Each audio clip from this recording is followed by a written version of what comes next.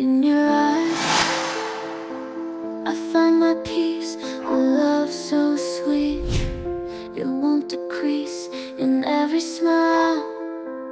I see my home with you, I never feel alone. Another day done, and here we are back at the lovely Rubyvale. Finally the sun's coming to dry at the campsite a bit. I think I might hit our creek a little bit, the secret creek where I'm finding all the sapphires, and we're going to pack it up today from here and see where we're moving on to next. But just before I do that, I guess I should teach you guys a little bit that I learned about sapphires. Now, sapphires themselves are actually a member of the corundum family. So that's a gem family. They're formed underneath the Earth's crust, usually due to volcanic activity. So this is when the aluminiums combine with the oxides. And the reason why sapphires come in a range of different colors is because of the impurities of different metals they get in during this process. Now, this process can take millions of years. So, you know, a sapphire is definitely not born overnight. Now, another interesting thing about sapphires, they're about 3 to 4 times heavier than water and actually slightly heavier than diamond.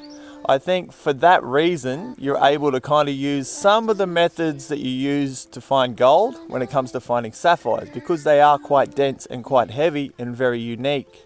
Out here in Rubyvale itself, we're not just looking at sapphire, you got other things like zircon, but like as I said, sapphires come in all colors. So you got clears and pinks, and some are obviously rarer than others. All this being said, I think they're a really pretty little stone and I want to go find some more. I'll see you guys at the creek. Okay, so I'm at a bit of an advantage here, guys. I did spend all day yesterday prospecting this actual creek and all these gullies coming down into the creek. I found some pockets, I checked some pans, I was looking for gold, I done some detecting, and I did find a couple of little spots that I was getting gems out of. So what I'm going to do today, I'm going to go back to those spots. Now, I'm not saying that I'm doing this the right way, and to all you gem guys out there, I'm sure you'll pull me up on it.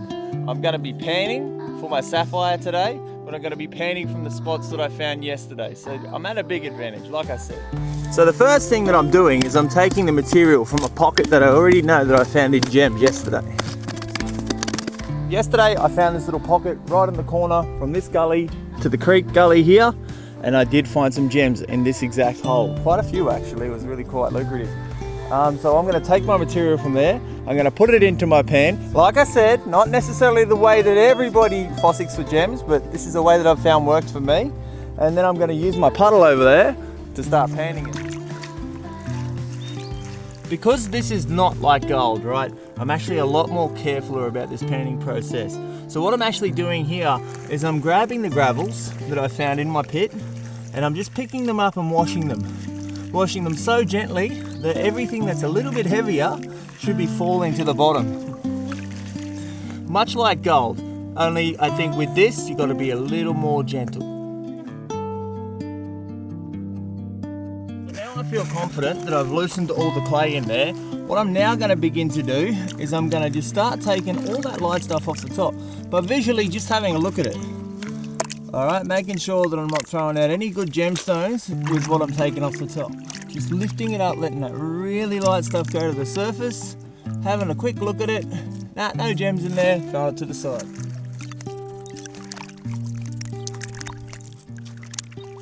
Okay, so now I've done that, I've about half what I had in the pan there. Now a lot of what's left here is all the finer small stuff at the bottom.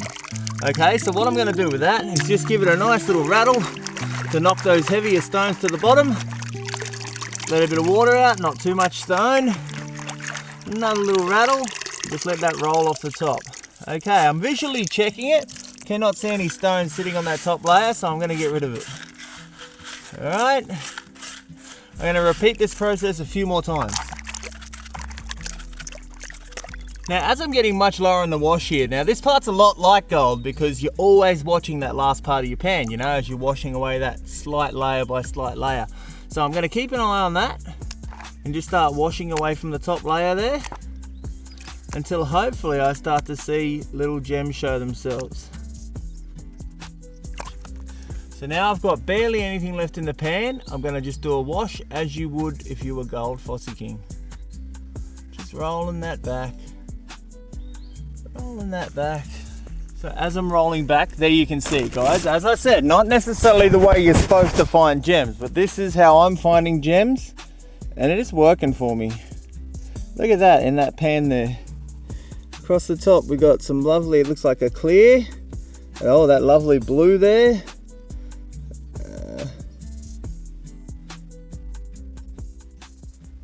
So that is how I'm collecting gems out of my clay over there. I'm going to do a few more pans and then I will see you guys soon.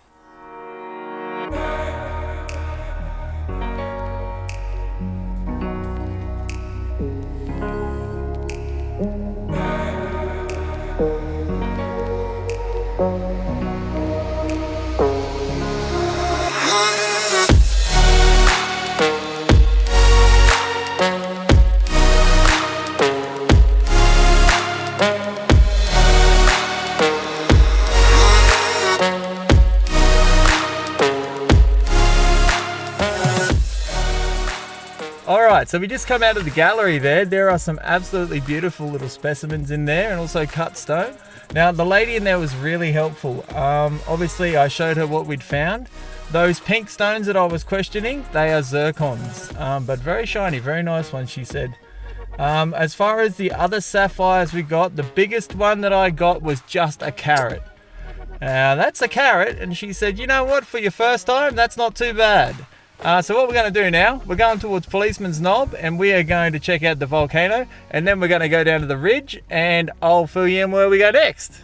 See you there. Okay guys, here I am at the end of a beautiful day. So the rain ended up chasing us out here, right out into central Queensland at Rubyvale Saphire. I have learned a lot over the last couple of days. One is sleeping in a swag while it's raining is not all that comfortable, but thankfully we didn't have to suffer as much rain as everyone else.